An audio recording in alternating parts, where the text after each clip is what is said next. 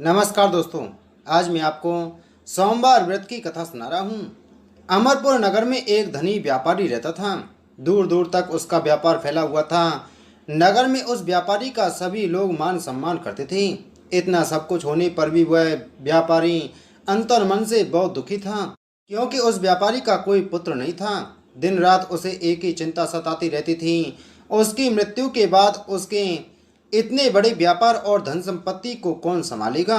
पुत्र पाने की इच्छा से वह व्यापारी प्रति सोमवार भगवान शिव की व्रत पूजा किया करता था। सायंकाल को व्यापारी शिव मंदिर में जाकर भगवान शिव के सामने घी का दीपक जलाया करता था। उस व्यापारी की भक्ति देखकर एक दिन पार्वती ने भगवान शिव से कहा, हे प्राणनाथ, यह व्यापारी आपका सच्चा भक्त है। कितने दिनों से यह सोमवार का व्रत और पूजन नियमित कर रहा है। भगवान, आप इस व्यापारी की मनोकामना अवश्य पूर्ण करें। भगवान शिव ने मुस्कुराते हुए कहा, हे पार्वती, इस संसार में सबको उसके कर्म के अनुसार फल की प्राप्ति होती है। प्राणी जैसा कर्म करते हैं उन्हें वैसा ही फल प्राप्त होता है। इसके बावजूद पार्वती जी नहीं मानी। उन्होंने आग्रह करते हुए कहा, नहीं प्राणनाथ, आपको इस व्यापारी की इच्छा पूरी करनी ही पड़ेगी। यह आपका अनन्य भक्त है। प्रति सोमवार आपका विधिवत व्रत करता है और पूजा अर्चना के बाद आपको भोग लगाकर एक समय भोजन ग्रहण करता है। आपको इसे पुत्र प्राप्ति का वरदान देना ही होगा। पार्वती का इतना आग्रह देखकर भगवान शिव ने कहा, तुम्हारे आग्रह पर मैं इस व्यापारी को पुत्र प्राप्ति का वरदान देता हूँ, लेकिन इसका पुत्र 16 वर्ष से अधिक जीवित नहीं रहेगा। उसी रात भगवान शिव ने स्वप्न में उस व्यापारी को दर्शन देकर उसे पुत्र प्राप्ति का वरदान दिया और उसके पुत्र के 16 वर्ष तक जीवित रहने की बात भी बताई। भगवान के आशीर्वाद से व्यापारी को खुशी तो हुई, लेकिन पुत्र की अल्पायु की चिंता ने उस खुशी को नष्ट कर दिया। व्यापारी पहले की तरह सोमवार का विधिवत व्रत करता रहा। कुछ महीने पश्चात उसके घर अति सुंदर पुत्र उत्पन्न हुआ। पुत्र जन्म से व्यापारी के घर में खुशियां भर गईं। बड़ी धूमधाम से पुत्र जन्म का समारोह मनाया गया। व्यापारी को पुत्र जन्म की अधिक खुशी नहीं हुई, क्योंकि उसे पुत्र की अल्प आयु के रहस्य का पता था। यह रहस्य घर में किसी को नहीं मालूम था। विद्वान ब्राह्मणों ने उस पुत्र का नाम अमर रखा। जब अमर 12 वर्ष का हुआ तो शिक्षा के लिए उसे वाराणसी भेजने का निश्चय किया। व्यापारी ने अमर के मामा दीपचंद को बुलाया और कहा कि अमर को शिक्षा प्राप्त करने के लिए वाराणसी छोड़ आओ। अमर अपने मामा के साथ शिक्षा प्राप्त करने के लिए चल दिया। रास्ते में जहाँ भी अमर और दीपचंद रात्रि विश्राम के लिए ठहरते, वहीं यज्ञ करते और ब्राह्मणों को भोजन कराते थे। लंबी यात्रा के बाद अमर और दीपचंद एक नगर में पहुंचे। उस नगर के राजा की कन्या के विवाह की खुशी में पूरे नगर को सजाया गया था।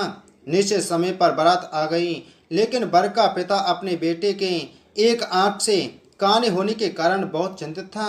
उसे इस बात का भय सता रहा था कि राजा को इस बात का पता चलने पर कहीं वह विवाह से इनकार न करती, इससे उसकी बदनामी होगी। वर के पिता ने अमर को देखा तो उसके मस्तिष्क में एक विचार आया। उसने सोचा, क्यों ना इस लड़के को दूल्हा बनाकर राजकुमारी से विवाह करा दूं। विवाह के बाद इनको धन देकर विदा कर दूंगा और राजकुमारी को अपने नगर में ले जाऊंगा। वर के पिता ने इसी संबंध में अमर और दीपचंद से बात की। दीपचंद ने धन मिलने के लालच में वर के पिता की बात स्वीकार कर ली। अमर को दूल्हे के वस्त्र पहनाकर राजकुमारी चंद्रिका से विवाह करा दिया गया। राजा ने बहुत सा धन देकर राजकुमारी को विदा किया। अमर जब लौट रहा था तो सच नहीं छिपा सका और उसने राजकुमारी की ओढ़नी पर लिख दिया, राजकुमारी चंद्रिका, तुम्हारा विवाह तो मेरे साथ हुआ था। मैं तो वाराणसी में शिक्षा प्राप्त करने जा रहा हूँ। अब तुम्हें जिस नवयुवक की पत्नी बनना पड़ेगा वह कान्हा है। जब राजकुमारी ने अपनी ओढ़नी पर लिखा हुआ पढ़ा तो उसने कान्हे लड़की के साथ जाने से इनकार कर दिया। राजा ने सब बातें जानकर राजकुमारी को महल में रख लिया। उधर अमर अपने मामा दीपचंद के साथ वाराणसी पहुंच गया। अमर ने गुरुकुल में पढ़ना शुरू कर दिया। जब अमर की आयु 16 वर्ष की हुई तो उसने एक यज्ञ किया। यज्ञ की समाप्ति पर ब्राह्मण को भोजन कराया और खूब अन्न वस्त्र दान किए। रात को अमर अपने शयन कक्ष में सो गया। शिव के वरदान के अनुसार शयनावस्था में ही अमर के प्राण पखेरु उड़ गए। सूर्योदय पर मामा अमर को मृत देखकर रोने पीटने लगा। आसपास के लोग भी एकत्रित होकर दुख प्रकट करने लगे। मामा के रोने विलाप करने के स्वर समीप से गुजरते हुए भगवान शिव और माता पार्वती ने भी सुने। पार्वती जी ने भगवान से कहा, प्राणनाथ, मुझको इसके रोने के स्वर सहन नहीं हो रहे हैं। आप इस व्यक्ति के कष्ट अवश्य दूर करें। भगवान शिव ने पार्वती जी के साथ अदृश्य रूप में समीप जाकर अमर को देखा तो पार्वती जी से बोले, हे पार्वती, यह तो उसी व्यापारी का पुत्र है। मैंने इसे 16 वर्ष की आयु का वरदान दिया था, इसकी आयु तो पूरी हो गई। पार्वती जी ने फिर भगवान शिव से निवेदन किया, है प्राणनाथ, आप इस लड़के को जीवित करें, नहीं तो इसके माता पिता पुत्र की मृत्यु के कारण रो रो कर अपने प्राणों का त्याग कर देंगे। इस लड़के का पिता तो आपका परम भक्त है, वर्षों से सोमवार का व्रत करते हुए आपको भोग लगा रहा है। पार्वती के आग्रह करने पर भगवान शिव ने उस लड़के को जीवित होने का वरदान दिया और कुछ ही पल में वह जीवित होकर बैठ गया। शिक्षा प्राप्त करके अमर मामा के साथ अपने नगर की ओर चल दिया। दोनों चलते हुए उसी नगर में पहुंचे जहां अमर का विवाह हुआ था। उस नगर में भी अमर ने यज्ञ का आयोजन किया। समीप से गुजरते हुए नगर के राजा ने यज्ञ का आयोजन देखा। राजा ने अमर को तुरंत पहचान लिया। यज्ञ समाप्त होने पर राजा अमर को और उसके मामा को महल में ले गया और कुछ दिन उन्हें महल में रखकर बहुत सा धन वस्त्र देकर राजकुमारी के साथ विदा किया। रास्ते में सुरक्षा के लिए राजा ने बहुत से सैनिकों को भी साथ भेजा। दीपचंद ने नगर में पहुंचते ही एक दूत को घर भेजकर अपने आगमन की सूचना भेजी। अपने बेटे अमर के जीवित वापस लौटने की सूचना से व्यापारी बहुत प्रसन्न हुआ। व्यापारी ने अपनी पत्नी के साथ स्वयं को एक कमरे में बंद कर रखा था। भूखे प्यासे रहकर व्यापारी और उसकी पत्नी बेटी की प्रतीक्षा कर रहे थे।